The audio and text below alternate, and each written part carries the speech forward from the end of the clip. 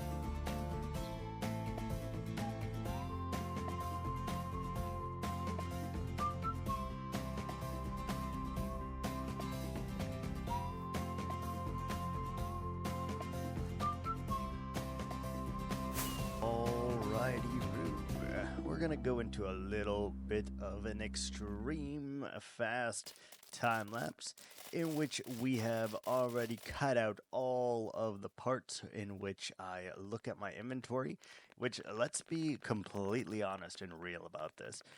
A lot of Minecraft is looking in the inventory, looking in the GUI that they have provided for us, because you're just constantly in need of different blocks and all sorts of different materials, and as a result, you have to switch blocks a lot, and to have that many in your inventory, it's not an easy go ahead. So, what we're doing here is redoing this cliffside to be nice and pretty.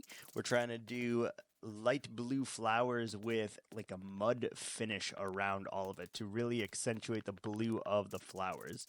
Originally, I thought about doing like sugarcane or doing wheat here, and I just really was against it. In the other area, we did this, and it just didn't seem to work as well as it did in this particular one right here. So, spoiler alert, it will in fact be one that is full of blue flowers as well as mud, and we're going to steep out the terrain so that it appears to be a lot more gradual and fits with the theme. That way we can have a bit more of the rolling hills biome that I wanted. It's just going to require a lot more finesse and a lot more things that we need to do here. Just getting rid of things, making rocks, and eventually all of this will be torn away anyway because, like I said, it just doesn't work. But we did have to put in the effort anyway to get the terrain to how I wanted it. So it was not all a waste, but a quick 25 minutes down the drain, something that we do quite often here because I am very indecisive when it comes to building in this game. I like what I build, but sometimes it just doesn't quite work out how I imagine it, and then you have to redesign it, or else it doesn't match the aesthetic of what else you got going. So that is exactly what we're doing here. Building out tiers, and we're going to make room for a lot of blue flowers and some bushes.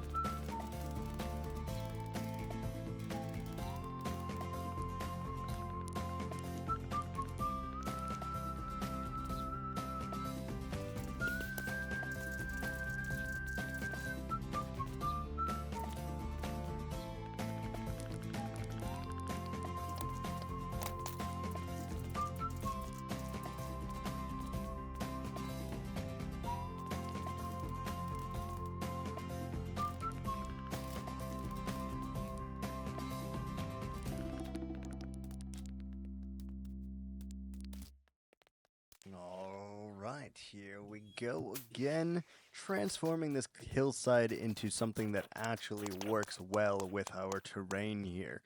It took a lot of fapping about, going back and forth to get the shape right, because if the shape isn't right here, it just looks wrong. And at this moment, it seems a little bit too bright-eyed and bushy-tailed as well. So what we're gonna have to do is probably put a few trees in here. Not a whole lot of them, but probably between 1 and 5 trees, I would say. That should allow us to get the same effect while also keeping some shade on some of the given flowers and stuff that we're going to put here. Because otherwise it just feels a little bit out of place, especially being in a forest area. You kind of have to have trees. If you don't have trees, well, it's not really a forest then. And I know I want it to be thick on the outside with the amount of trees that we have, and then the inside to be kind of stifled a bit. Less trees, but still some large wooded areas thrown in there and everything. So I do think we need at least a few in this particular area, or else it is not going to make any kind of sense, and we can't have that. We need continuity here across the entire build, because there's just so many different elements going on here that if we don't have set rules across the entire land of Seraphs Outpost here, then we won't be able to continue in the right direction, and we'll have to redo a lot of things, which we do not want to do, obviously. So we're just going to keep rolling with this, get all of the grass situated, get the mud situated, and then we'll make the little details of this eventually that will make it fall into place more so than it already is. For some reason, I don't know why, but I believe that the mud and the blue flowers go very, very well together. And the dirt and all of the other little fixins seem to work pretty well as well. So we're making that work. And I think we're going to use a lot of blue flowers in this particular build. I just love the way they look, especially against the green of all of the leaves and bushes that we are using here and the vines. All of those have such deep green undertones that the blue really pops in this build, and I like that.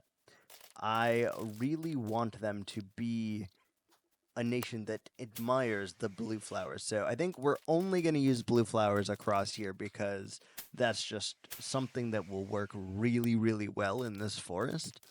And then we can have large fields of them, and it will look really, really nice as well.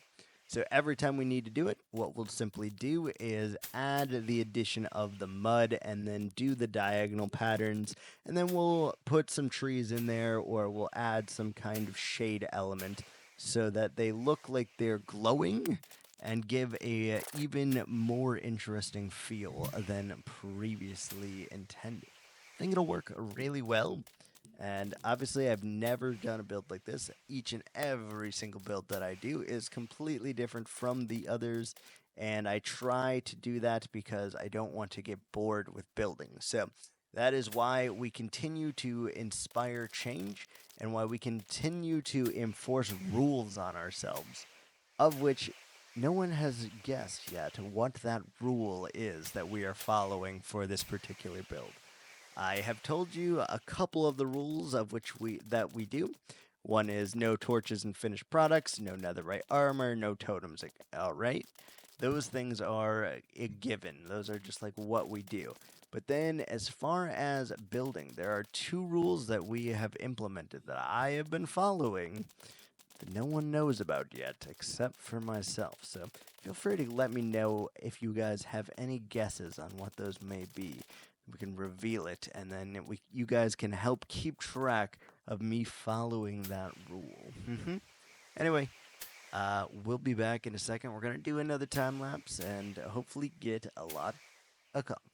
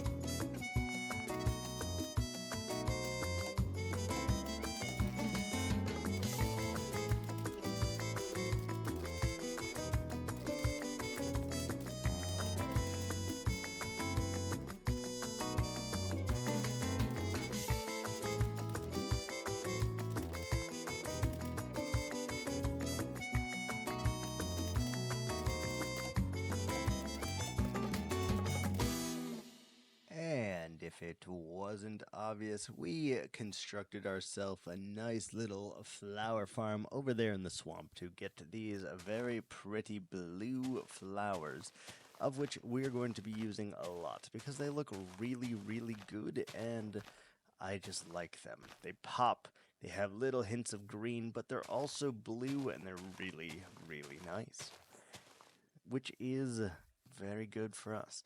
Overall, not too much for this episode, about 5 to 7 hours, give or take, of edited footage that we have condensed down into as small of a time frame as humanly possible over here. It's not easy. We'll say it's not freaking easy to make it that way, but we try to keep all of our episodes under 30 minutes here while they are being edited because I feel like it is just more digestible. And if you want the long form content, we always do live streams and such like that. So you can easily access that if you wanted to see each and every painstaking part of it. But I just want to show you the progress that we're being made over here and show you how it goes about all the little finicky things that you do. It's a lot. It really is a lot, and I'm just realizing more and more how often we spend in our inventories while we do this. It's quite insane. But I do think that is going to be it for this episode. So I just want to thank you guys so much for watching. And until next time, let me know what you're thinking. Tell me how I can better improve these weekly videos. And if you haven't done so already, hit that subscribe button. It means a lot. And then we can keep going and doing these monstrous projects because I love doing it. So, again, thanks guys. See you next time. Bye.